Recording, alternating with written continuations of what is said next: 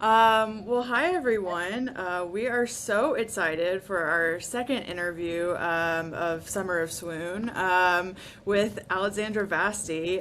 Yeah. I have to tell you, Alexandra, so a couple years ago when I really had not read any romance at that point in time, and Caitlin was trying to get me on the romance train, she was like, "You have to read Alexandra Vasti." And so I read Mhm. Ladies in Hating and like immediately fell in love with your writing and the stories you're telling. So, anyway, we're over the moon to have you here. Thank you. Yeah. Thank you so much. I'm so happy that you enjoyed the ladies.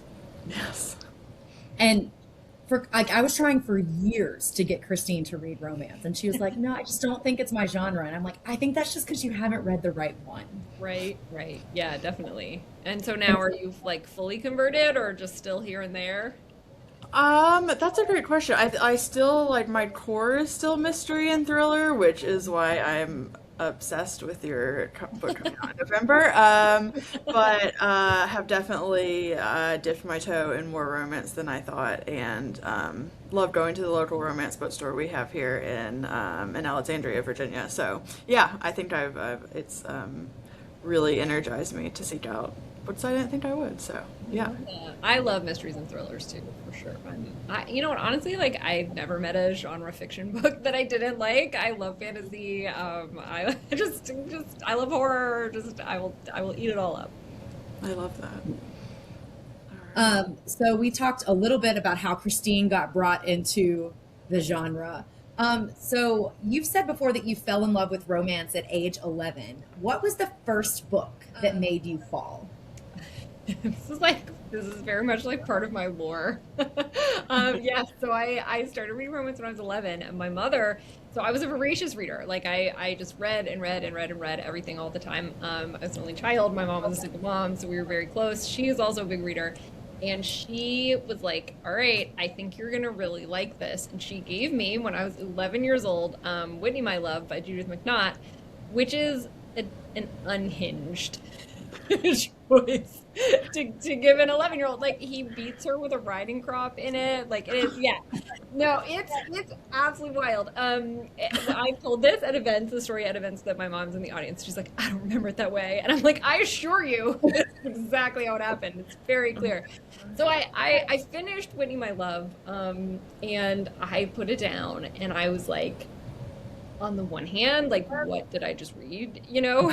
But on the other hand, are there more? Like, how can I have that same experience over and over as many times as possible? That was pretty much it. And I was into historical romance ever since. Yeah, I would say it's the longest running love affair of my life. Oh, Oh, I love that. Um, I feel like I started reading romance maybe in like later high school, and I can't even recall what the first like book would have been.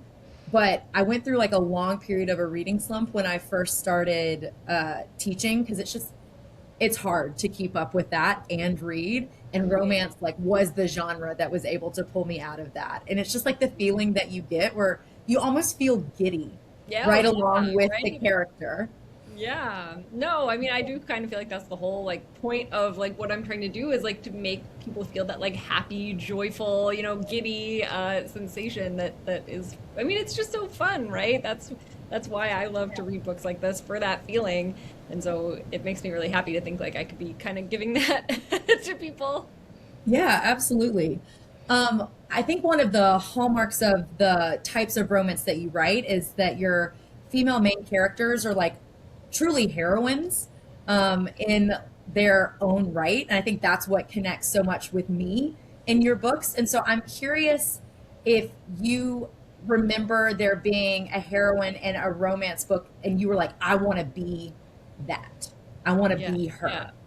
Yeah, you know what? So you sent me these questions in advance. So I was thinking about this question, and I don't think that I read like that. Like I'm not really like a self-insert reader. Like I don't really think about like what would I do in that situation. Like I'm very, even as a writer too, like people sometimes ask me like which of your characters like would you crush on? And I'm like none of them. Like I made them for each other. I like crafted these little perfect dolls for each other. So I don't think I really self-insert, but I will tell you what I always wanted to be and always imagined myself being was the writer of the books. Like I can Mhm. so vividly remember walking up and down. We always went to Books a Million. That was like the books. I'm walking up and down the aisles of Books a Million, and and they were romance, and they were little mass markets, and they'd all be tucked in with their bright color spines, and like looking at it and thinking like, where will I be? Like I was like, what's my pen name going to be? Because I have a very long Italian last name. And I was like, all right, so no, I'm not going to do that. So I was like, what's my pen name going to be? Like, where is it going to be, like, on this shelf? So yeah, I always imagined that, and there were like definitely authors that I grew up reading that I was like, oh, this is the kind of story that I want to write. This is exactly what I want to be. And so, sometimes people ask like, have you always wanted to be a writer? And I'm like, yep, pretty much. That's just the one thing this whole time. So yeah. I think that that's really powerful, hearing somebody say, like, I knew that I wanted to do this as a kid, and now I get to do that.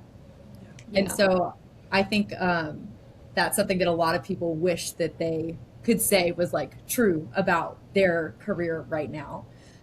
You said that you come from a long line of romance readers. We know that your mom gave you your first taste of a romance book at 11. How has that influenced your approach to writing romance? Yeah. Well, I think one thing that I've been really lucky is that I hear a lot of stories of people who felt like embarrassed or ashamed about romance, like, oh no, like I'm smart, so I need to read like literary fiction, or I need to read whatever. And I never had any of that. Both of my grandmothers were reading romance. My mom was reading romance. Like that was just what people like to read. And so I never felt like any kind of shame around loving romance, that my mom and I would read them and talk and have that kind of like giddy, happy feeling. Definitely when I was 11 and reading these books and like passing them to my like other 11-year-old friends, like, their parents would be horrified by like what what I had given them. And my mom was like, yeah, no, that's great. Let's go to the bookstore. Let's get more. So I think that was just really, I think I was really lucky to have such a sort of supportive, encouraging attitude toward the genre specifically. That in it, as we know, it's a genre that can be, I think,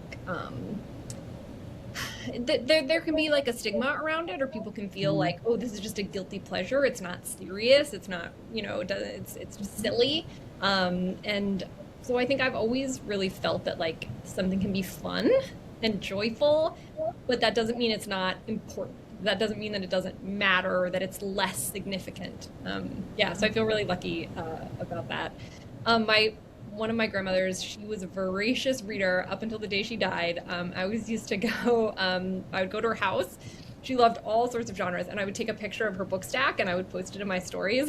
I would be like, look what Grammy Vasti is reading. Here's what, and it was like just always such a like wild, there'd be like 17 Harlequins, and then like a book on like neuroscience, and then just like everything. So she passed away a couple years ago, but that was like a big part of the Vasti lore. Was like the Grammy Vasti book stack. I am obsessed with that. Yeah. I love that.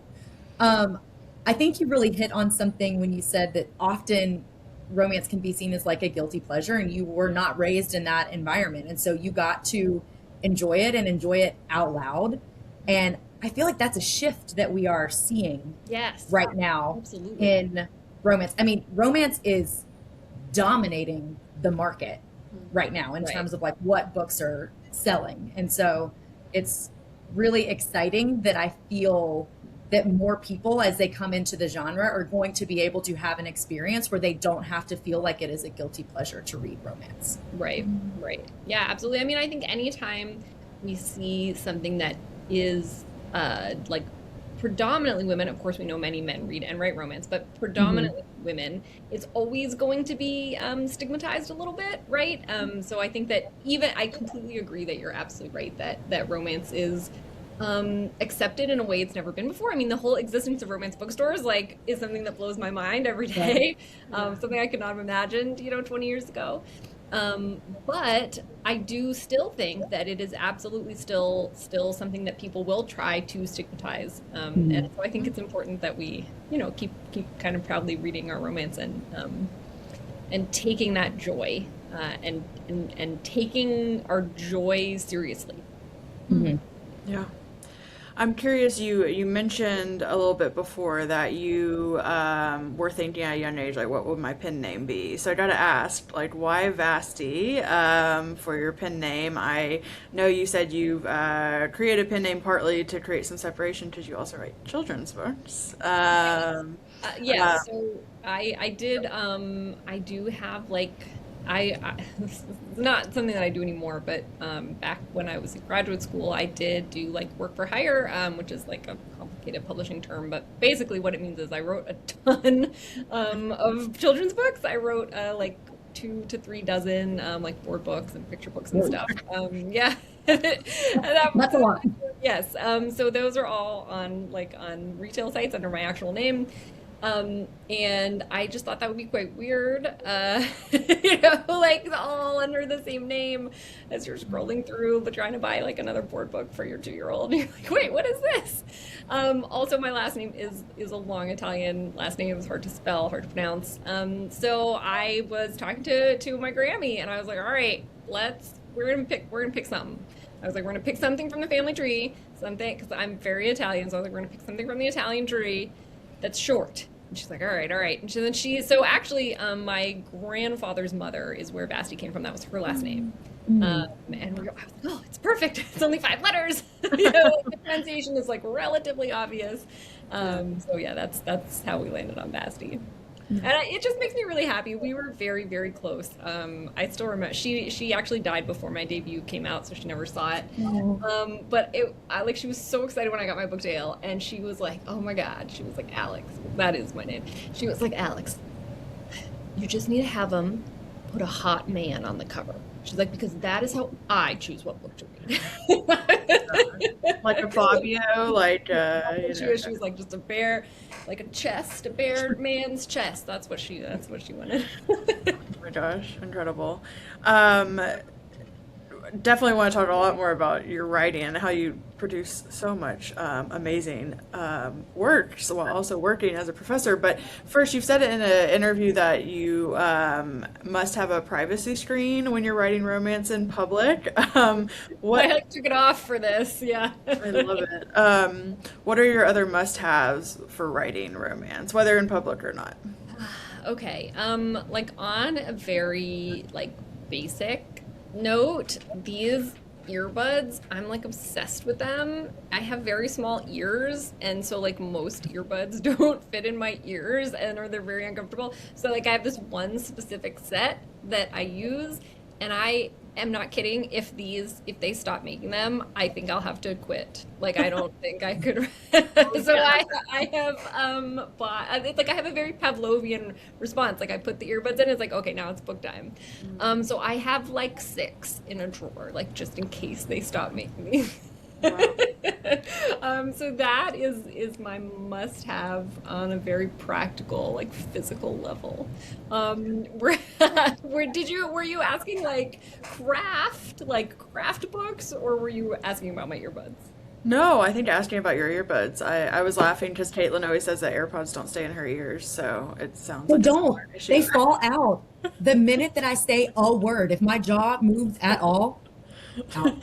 Yeah. Okay. Well, I'll send you. Do you have very small ears? I can send you the link. I must. I think I do. I'll send you the link to these. They're very critical to Okay. the existence of any more books.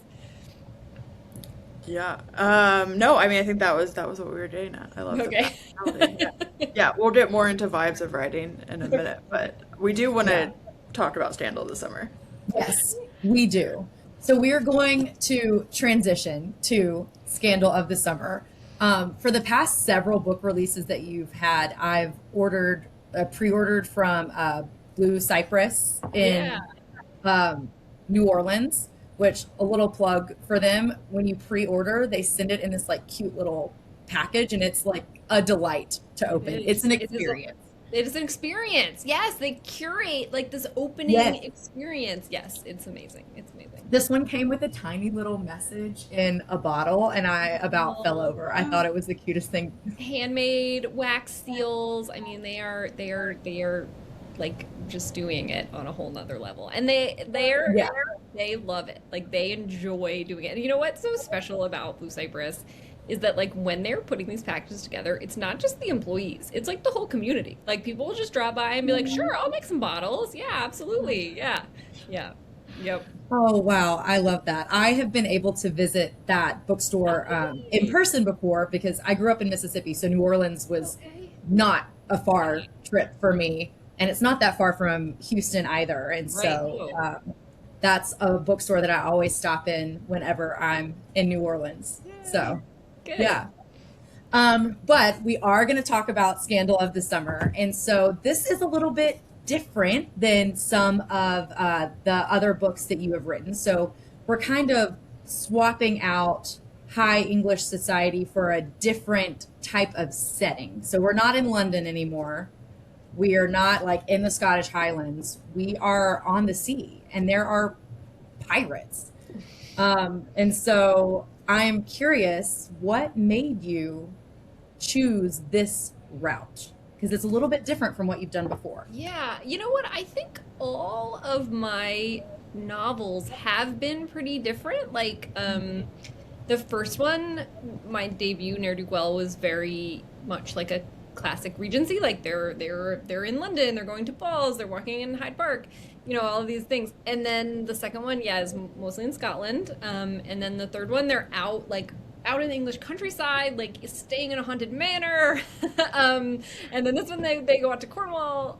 So yeah, so I think I just like to, like, I don't want to do the same thing again that Mhm. I just did. So I kind of want to push and try something new.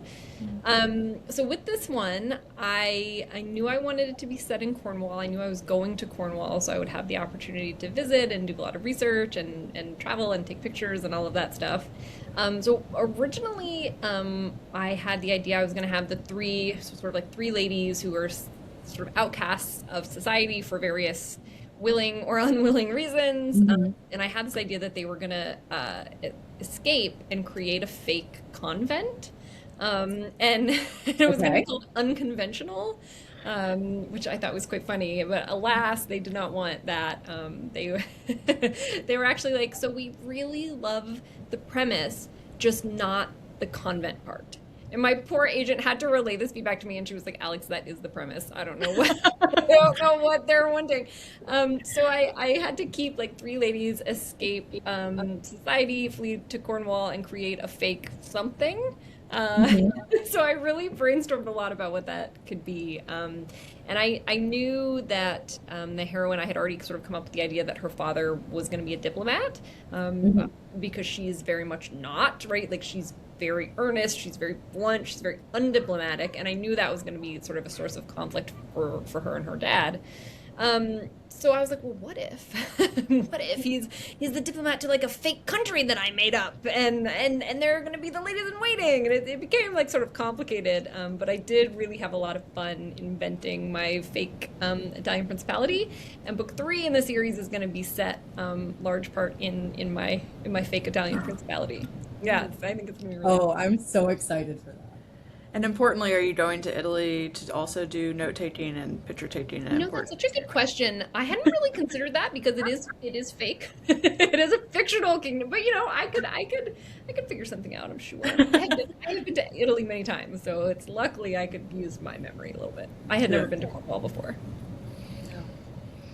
Um, that, hold on. I had a thought and then it like went Oh, away. you're okay. Um, why pirates? Okay, so I love pirates.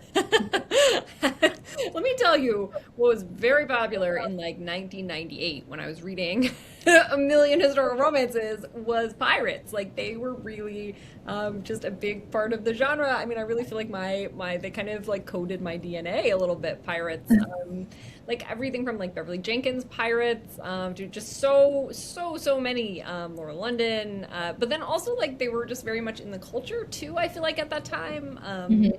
Pirates of the Caribbean, right? It was like really something that really worked upon me. The Princess Bride, I definitely feel like this book has a little bit of Princess Bride sort of in its Yeah. hijinks to Yeah. it.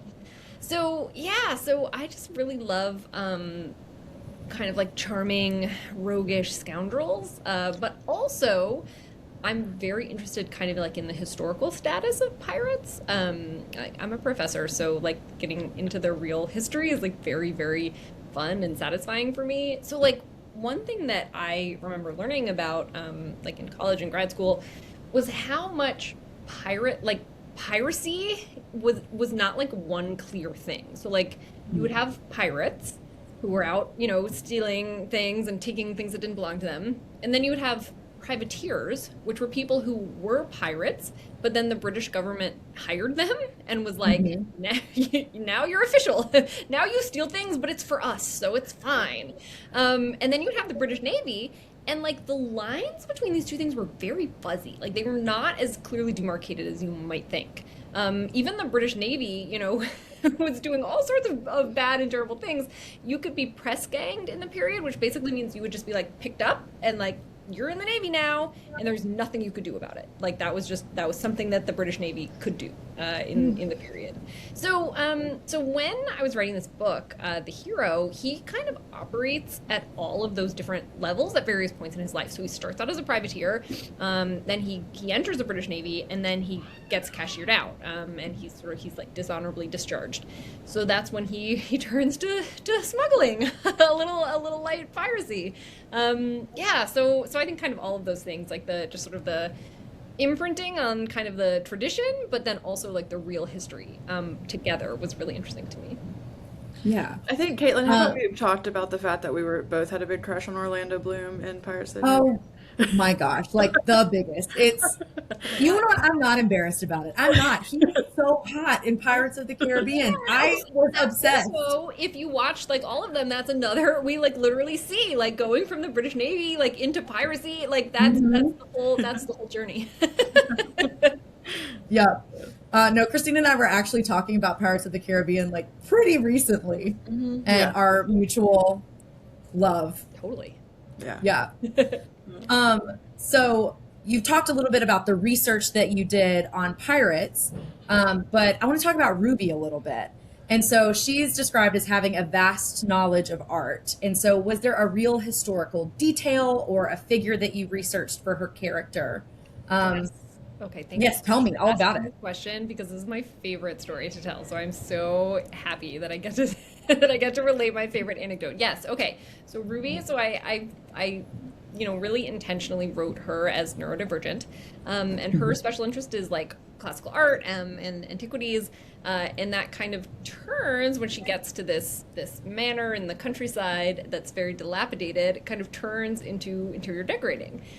So I had to do some research into Regency era interior decorating, which was not a topic I knew anything about, and I learned that the term interior decorating was actually invented in the Regency, which was not something that I knew. It was invented by a guy named Thomas Hope, who wrote a book called Interior Decorating. And so Thomas Hope ended up becoming like a huge inspiration for me, and specifically for the character Ruby. So Thomas Hope was very rich. He traveled all over Europe, all over the continent, and saw all kinds of art and antiquities. And then he goes back to England and he writes this book, Interior Decorating. Basically, the thesis of which is like, you all are very tacky, like fix your lives. So that's Thomas Hope, kind of where he came from. What was interesting to me about Thomas Hope and how he ended up becoming very inspirational. So Thomas Hope was gay. Shocking, I know. And so he, in his life, he falls in love with this like hot young Greek sailor named Aide. And he decides that he is going to launch Aide on British society. He's like, it's going to be so great. Everyone's going to love him. It's going to be amazing. And Thomas Hope's relatives were like, please don't do this. This is a terrible idea. And he was like, no, it's going to be fine. It's going to be great. I don't know that there's any evidence that Aide actually spoke English. Thomas Hope was like, it's fine. It's going to be great. It was not great. It was a complete disaster. Everyone was utterly scandalized by Thomas Hope parading his like hot boyfriend around everywhere. And the thing was, Thomas Hope did not care. He did not care about like the opinions of everybody in British society around him. And so it was funny because I started researching him just for interior decorating.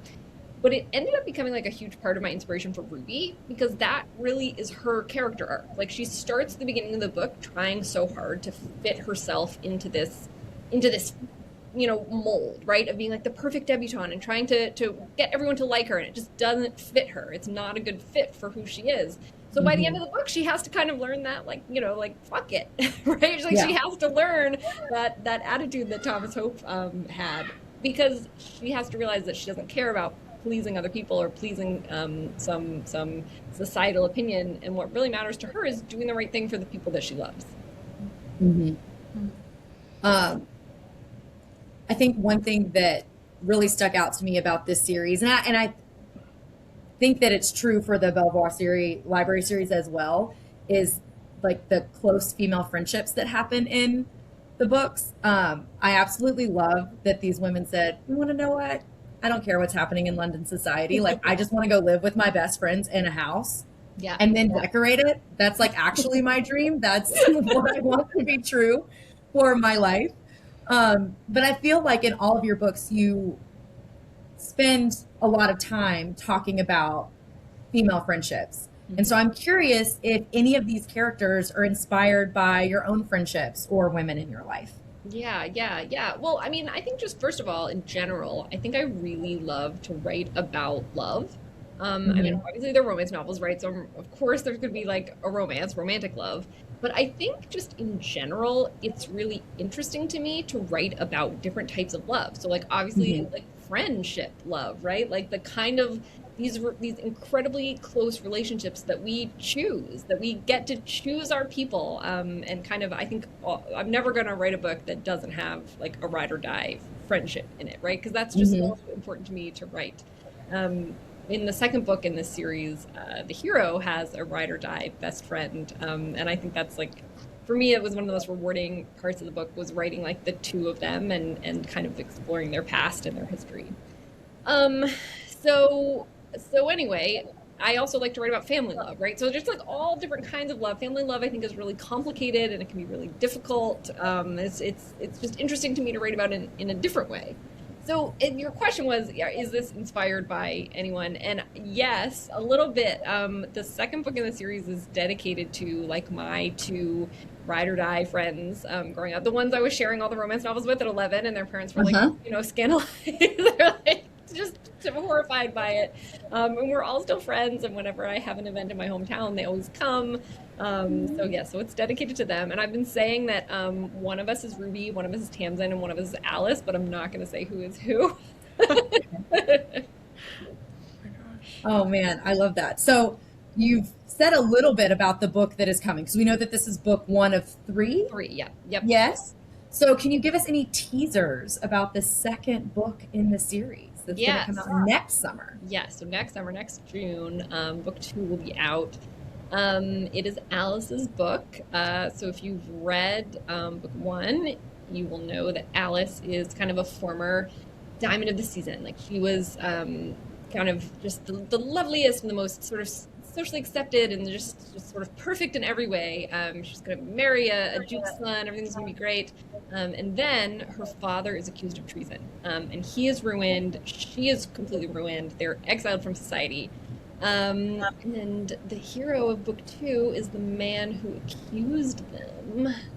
So it's messy. It's a very like 350 pages of this man like groveling and crying. So if you like that, you're gonna get it in spades. It's kind of a second chance romance.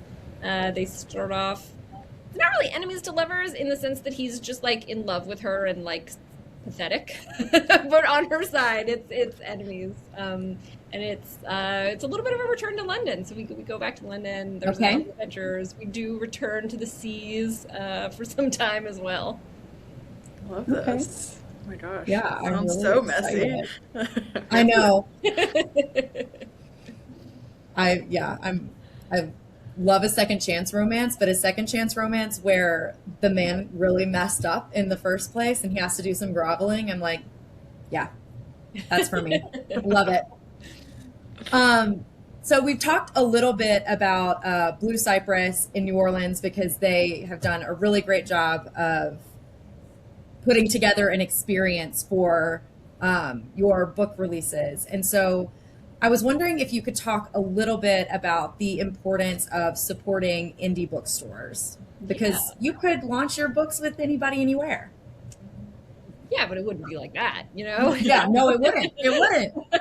And that's why it's so important. No, I mean, I just think that like my first book ever was dedicated to booksellers and librarians, because I do think that those personal relationships and that sort of community building is so important. And I do think that it can happen at big bookstores as well. Like I know plenty of larger corporate booksellers who've created wonderful communities, and who have people um, that come to them for recommendations, that host events, all of those things. But I do love that I have this wonderful store that has built such a great community in New Orleans. So it's really special to me to be able to support them, and to just have, I think, that relationship. One thing that's pretty cool. So I actually went to this bookstore. I was in their romance book club for like years before my book came out. Like they did not know I had a book. I was just like a random person, in the in the book club. And then finally, eventually, after like, I don't know, a year, I was like, hey, I actually have a book coming out. So I was in this book club for a long time, and actually the artist who did the cover of Scandal of the Summer, and who's, I think, hopefully going to do the whole series, I met her in book club. Like we were sitting next to each other, and Jody at Blue Cypress likes for us to do crafts, so we were coloring, and I looked over and I was like, oh my God, like you're really good at coloring. And she was like, oh, I'm an artist actually. And so that was how we met. So then for this book series, when they were wanting, an artist, I was like, hey, I know one. So I think that just really shows like the kind of the community that they've formed. That's so special. Okay. Yeah, it really is. It really is Yeah. neat. So let's talk about your professor by day, writing romance novels by night. I'm curious, as someone who's been in academia, got my PhD, have taught at universities, like, I feel like how we were talking about earlier, how romance can feel like a guilty pleasure, especially among that crowd. I would think, especially, it can be kind of like, oh, we can't talk about this. So I'm curious, did you ever feel like romance novels in that space was something you had to hide in academia, or has it always kind of overlapped really heavily with the work you're doing? No, I would not say it's overlapped heavily. So I have an MFA in creative writing. I did that first. Oh. And I was like, I'm really interested in genre fiction. And they were like, okay. Like they were not interested in building that. Actually, just like a couple months ago, I emailed my MFA program where I went and where I graduated from, almost 15 years ago. And I was like, hey, like, I'm writing, romance novels. I'm reading commercial fiction now. And I was like, I feel like when I was in the program, I really didn't learn much about genre or writing commercial fiction, or what it can be like to like make a living as a writer. Like it was very focused on like literary fiction, and like if you were going to maybe try to make a living, it was going to have to be like as a professor. And so I was like, I'm going to be in the area. I'm going to be a visiting writer, like at a nearby university. I would love to stop by, and like if you wanted me to like talk to your MFA students, I'd love to talk to them about writing genre fiction, writing commercial fiction.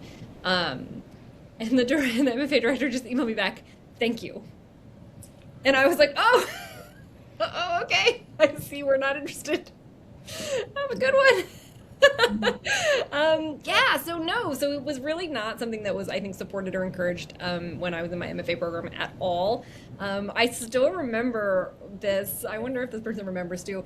I was walking through I don't know, maybe a Barnes and Noble or something, and had a big stack of, I think it was Eloisa James books, mass markets, and I walked around the corner, and like there was someone from the PhD program, and she had like a big stack of like YA, like dystopian YAs, and we were both just like, Yes. like sort of shocked. But then we were also like, oh, like, oh, we should be better friends. But I felt like my colleagues, like the other grad students, were always very supportive. In fact, I just did an event in DC, and two of my colleagues from the MFA program came. So, it was more so like a programmatic, like unsupportiveness. Yeah.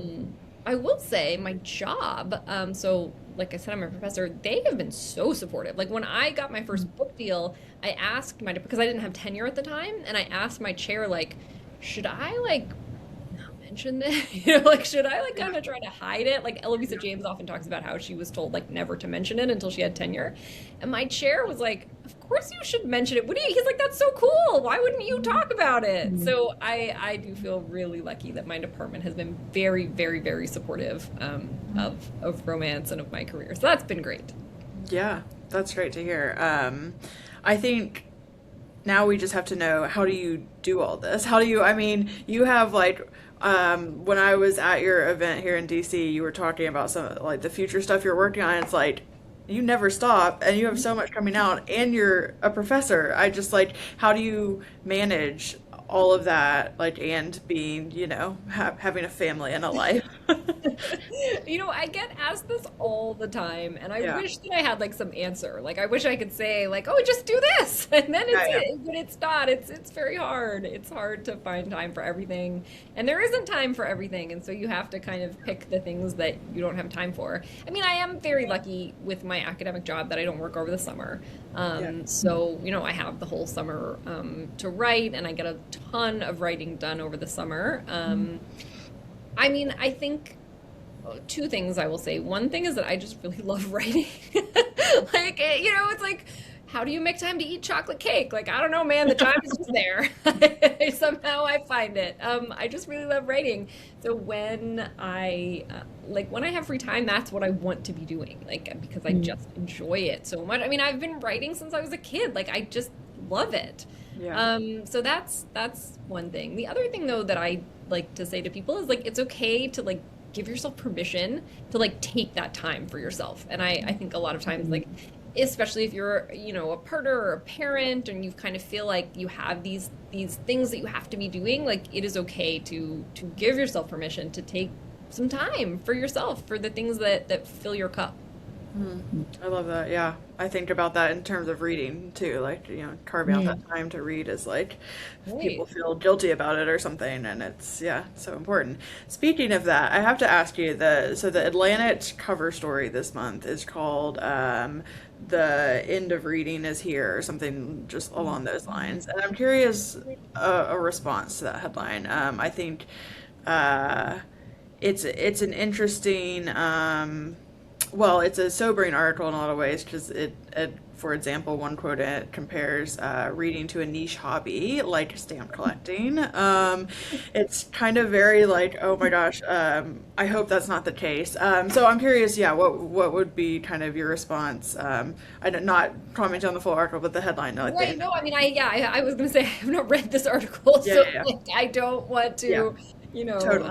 I don't want to be like the academic who like has a very strong opinion about something they've never read. Totally. So I don't know what it talks about. I will say I feel like there's always like very dramatic articles, like, trumpeting like that no one can read. Like I still remember there was an article I don't remember, it might have been the Atlantic, it was somewhere, and it was like Ivy League students can't read, and it had all these quotes from like Columbia professors and various other places. Well, I went to Columbia, and one of the quotes was from Nick Davis, who I love, who's one of my professors, and he was like, I don't know, like I can tell that like I'm assigning these novels and the students aren't even reading them anymore. And I want to be like, Nick, I was in your class. You assigned like 1,000 pages a week. I didn't read them all. Like, no, that's not a new thing. It's actually, you're just assigning a lot of reading. And I love him, but it was not a new problem. So I do wonder, again, not having read the article, like Yeah. sometimes I think these things can be a little bit overblown. I do worry about AI as a professor and like generative AI and just the like the frictionlessness that a generative AI can create. So today I was working on my book, and this had never happened to me before. I use Google Docs to compose, and so I'm typing in Google Docs, and every time I would stop to think, which is a lot, do a lot of thinking, a lot of stopping to think before I like type the next sentence. Yeah. A little thing would pop up, and it would say, "Write with Gemini," and Mm. obviously I was horrified, and I immediately Googled like how do you turn like the third or fourth time it happened, and I realized what was going on. I Googled it and I turned it off so it doesn't do that anymore. Yeah. But like for my students, right, like who are trying to write a paper, and it's very hard to write a paper, especially when you're 19 and you've only written, like you could literally count on your two hands the number of papers you've written in your life. Yeah. And you're trying to think, and thinking and coming up with ideas and putting them onto words takes friction. It takes work. It takes effort. It's hard. And so to have this like tempting little thing pop up on, oh, we can do it for you. Oh, it's so I could imagine that it might be very, very tempting to just slip into this easy, frictionless kind of mode. And I think that friction and that work and that thinking is really hard and important work that we do. So I do think I do worry about that, especially for my students.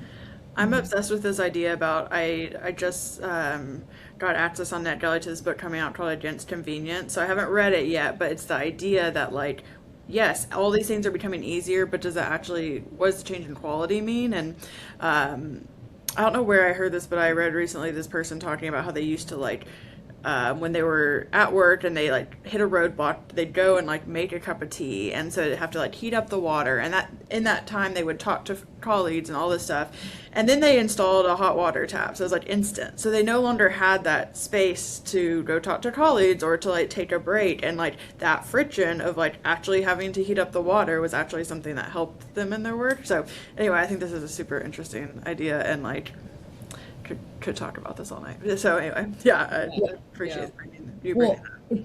I heard somebody say the other day that like the price of community is inconvenience. Mm. And so like when we're thinking a lot about like the loneliness epidemic in general and how people have become disconnected, it is like can be connected to convenience, and the things that are convenient, they're like what is the cost of that? Yeah. And somebody was talking about how community is often the cost of convenience Yeah. because it takes a lot of effort to choose to be in somebody's life Yeah. and to find a way to make your schedule work and things like that. So Right, but if you want a village, you have to be a villager, like you gotta be a villager. you have to put that effort in. Yeah, I think I completely agree. And I think there's so much pleasure in working hard. And that's something that I really try to like convey to my students, I'm always giving them like passionate anti-AI screeds. I'm sure they're like, okay, lady. But like I really want them to feel that like pride in working hard on something and that you have produced and that you have made. With your brain and your hands, it's something that I worry about a lot and that I really try to communicate and convey to them. And I will say, in their defense, many of them are also like they're like, yeah, absolutely. Why would I want to use AI? I'm not learning anything. So it's not like they're many of them are on board as well, but Yeah. I also totally get it. Like when that little button is popping up saying like this could be so much easier. Like it's like this sort of like horrible seduction, Yeah. Mm. Yeah. All right. Moving to future work. Caitlin, do you want to do? Yes. So you're going to release a book in November that's really different from your past work. It's called Swipe Bite, and we read it. So we got the early release on NetGalley, and we are obsessed. Oh, yeah. And I'm curious what made you want to, spoiler alert, go into vampire lore. Yeah. Okay.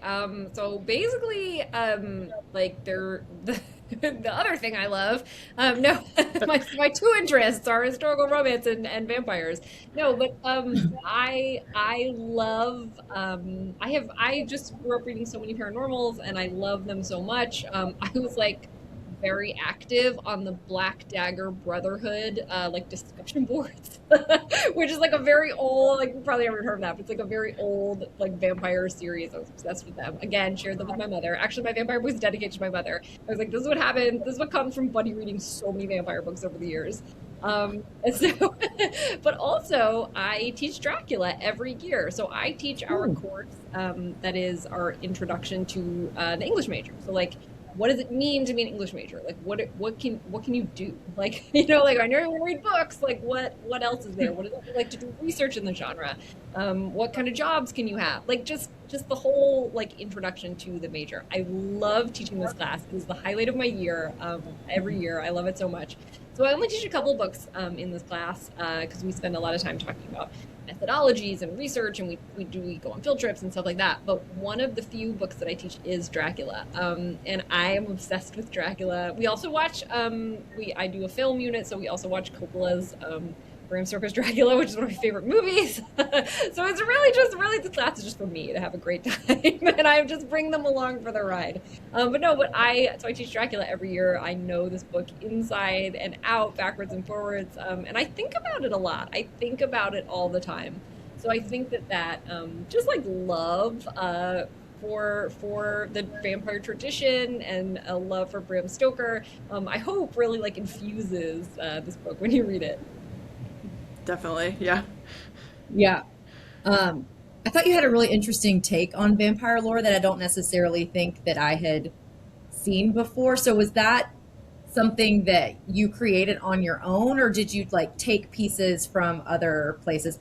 I have not read Dracula, so I don't know about that. It's wild. It's a roller coaster. Yeah. Well, I always tell my students like the stuff that as we're reading it, I'm like, he was making this stuff up. I'm like, this was not like some existing thing. Like so much of like vampire lore, like Bram Stoker just made up. So perhaps that sort of like enabled me to just like make up whatever I want, Right. Yeah. So I don't know. I mean, I think I really wanted to think about what it would be like in the contemporary moment. I really wanted to think about like if vampires were real, like how could they coexist, and what would be necessary for them to coexist with humans. Yeah, I don't know. I just really had a great time writing it, and I felt very empowered by the OG Bram Stoker to make up whatever I wanted. Oh, I love that. Yeah. And also, the book Dracula is very, very techy. Like Stoker was super interested in like cutting edge technology. So when you read the book, like every single like all the hottest technology of 1895 is in the book. And so there's always been something that's very like complimentary to me about vampires and about technology, and that's something that I teach a lot as well. They spend a lot of time talking about in the book how do these things coexist. So I think that too really influenced my writing this book, was this relationship between technology and vampires, and how, in my take on it, kind of how technology is what enables them to kind of become part of our human world. Okay, I have to ask, have you read Let the Right One In?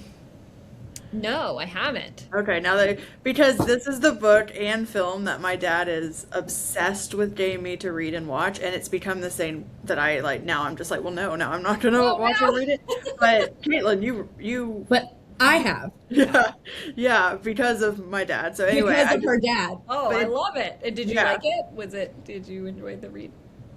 Well, it's not romance. So it fits solidly in horror. Yeah. But no, I really liked it. It is deeply unsettling.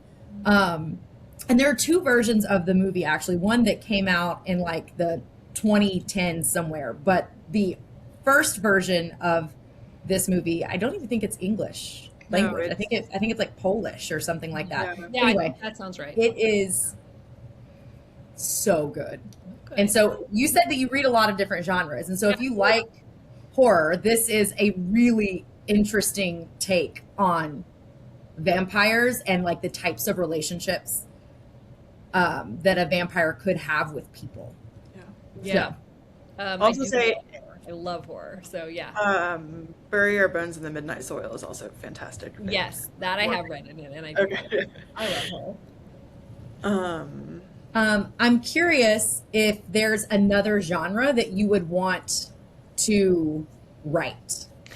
Yeah, I mean, like, so as I said, I love genre fiction, and there is no there is no genre, there's no stone left unturned for me as a reader.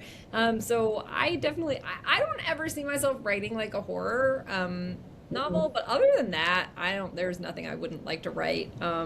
Yeah, so I love historical romance, and I'm always going to be writing historical romance as long as there is one person out there, like, who is interested in opening this book. I'll still be writing it. But I think I always see myself staying with historical romance. Mhm. But I definitely, there's a lot of things I would like to try in addition to that. So I do have something that I'm working on now that's a new genre for me, but Okay. we'll see. We'll see what happens. Who knows? We'll wait Might patiently. stay in my Google Docs. Fingers crossed it doesn't, but we'll let it marinate for a little bit. Somebody did just tell us it is Swedish, by the way, so it's weird. Oh, it's Swedish. Okay. There we go. Okay, so rapid fire round. Want to be cognizant. We're having so much fun talking to you, but also we know it's late. Okay, so rapid fire round. Steamiest scene that you've ever written that you almost cut for being too much. Okay, so you sent me this, and I just like really like pondered and like worried and fretted about this because I don't think I ever have. Okay, that's okay. I don't know. I mean, I don't think I've ever had a scene that I was like, oh, that could be too much. Sometimes, like, I would like a scene to like get a little more, but it doesn't fit the characters. So I really tried to have it be something that fits the characters. I don't know. There's only a scene in Scandal of the Summer that I think my editor was like maybe like a little scandalized by, but not in a bad way. She was quite smart. Okay, here's something that I kind of forgot. This was like you just said, they're commenters. I kind of forgot this is like being broadcast to other people. So well, I'm just gonna pretend that I'm just telling you two. Okay. I've only written fan fiction one time ever, and I'm not gonna say what fandom it is, but it's a closed door series, and I was like, I need these characters to fuck. Like I it with and so I've written fan fiction one time, and it's like 7,000 words of someone else's characters fucking. And yeah, so that I love that. And so I guess that could maybe answer your question. No, it's great. As a New Orleans local, beignets or king cake? King cake. I'm sorry, you're like rapid fire, and I was like, here's 17 minutes of an answer. King cake. Okay. You've kind of already said that you don't love this question, but we're going to say it anyway. Which of your own heroes would you actually date in real life? Oh, yeah. No, I wouldn't, because I made them for each other. They don't want me. They don't, they have no interest in me. I have carefully crafted my characters, male and female, for each other. They have no interest in me. No. Fair enough. I feel like you probably have to answer that question all the time, so I apologize for that. If your books were shelved by spice level instead of by title, which one would need the biggest warning label? I love this question so much. Okay, so if we're talking about like published books, the Halifax Hellions has like way more spice like per total page count because it was 2 novellas, and I was like, well, the each novella I was just rereading those novellas, and I was like, oh my god, these are so horny. So I think I'm gonna have to say the Halifax Hellions, probably would be the spiciest. Cool. It is spicy. So for folks who want some spice, it is spicy. I read them when they were still novellas before they got like published together in the book, and I was scandalized, and I loved it. Yeah, I think I read Ladies in Hating, then Earl Crush, all out of order, clearly. I read Ladies in Hating, Earl Crush, and then got, when Halifax Hellions was being published together, I got it from NetGalley and read it, and I was like, oh my. No, I sort of forgot, actually, and then I was reading I was like, oh man. And finally, we have 2 questions that we always ask our guests. And so the first is, what are your favorite tropes in romance, either to read or to write? Okay, so I always say my favorite trope to read is second chance, and I could never write a second chance because I think it's inherently angsty, and I write comedy, and then I wrote one. So I don't know, you guys are gonna have to like report back next year what you think, because I did write the second chance, and I'm gonna be honest, me and the hero, we cried the whole time. So I hope it's still funny. I hope it's still a rom-com, but I personally sobbed in like every coffee shop in New Orleans. They've all been wept upon by me. Mhm. Yep. Okay. Fair. And then what do you recommend those watching right now add to their TBR? Okay, yes. Or what are you reading right now? Okay. What I am going to recommend, so two books that come out next week. One is Just a Highland Fling by Nina Kumar, and the other is the trade paperback re-release of The Luckiest Lady in London by Sherry Thomas. And I'm very excited because I am moderating an event with Nina and Sherry to celebrate their release, and also our friend Allie Hazelwood. So the four of us are going to be together moderating this event, or I'm moderating the event in Austin. I'm very excited. So those books come out on Tuesday of next week. And they're both fantastic. Just a Highland Fling is a very, it's so lovely. Sometimes like you read a book by someone and you're like, I love this person and I think we would be friends. That is how you will feel when you read this book, and it is true because I'm actually friends with her, and you would be friends with her because she's the loveliest, sweetest, most wonderful person. And so it starts with a one-night stand, and then our heroine finds out that the hero is actually like the bagpiper at her estranged father's wedding. So one-night stand goes quite wrong. She gets drunk and tells the bride, her father's bride, what a horrible, shitty dad her dad was. The bride runs away. She ruins the wedding. She feels really bad. And then they have to kind of team up to track the bride down. And it's also just like a really lovely story about like healing her relationship with her father, who was a bad dad and who does have to ask for forgiveness, but who is like ultimately like a good person trying to make amends. It's a beautiful book. So that's Just a Highland Fling. It's also very, very, very sexy. Obviously, starts with one night stand, like I said. The other one is Luckiest Lady in London. Oh, sorry. Sorry, really quickly. Does bagpiping become involved with this the spicy scene? He's a bagpiper. Oh, in a spicy scene? No. Actually, the book starts with like the first sentence is like, nothing is less sexy than a man playing the bagpipes. So in fact, no, the opposite. Great. Okay. Because I was struggling to make that. Like, I don't think I see bagpipes and go, ooh. Like. No. Neither does Nilu the heroine. And Nana's brother was a bagpiper, so I think there's like a lot of yeah. All right, so then the other book is Luckiest Lady in London by Sherry Thomas, which is it's a trade paperback re-release. So the book came out in the little small mass market size. It is just such a like amazing classic of the genre. It's a historical that they're re-releasing it in big trade size. It has a new cover. It has a foreword by Allie. And it's one of my favorite books of all time. I've been saying that these two books have absolutely nothing in common except that when the characters see each other in both books, when the two main characters see each other, they immediately want to fuck. That's what they have in common. I love this book. It's I've read it probably 40 times. Yes, so you should go to the store on Tuesday when those books come out, and you should buy them both. Or come to Austin and see us. I think that would be quite fun. I know. Where are you going to be in Austin? Book People. Book People. Oh, okay. Nice. Very cool. When you said, I don't know why I just thought of this, but when you said that when they first see each other, just have to say, like, Caitlin and I both talked about the quote in Scandal of the Summer about her eyes are the color of the sea, and, like, I know that color because I've been staring at it my whole life. Oh my gosh. We had separate, like, we were, like, highlighting, like, taking notes of which quotes we liked the best, and we both put that one, like, top. Yeah.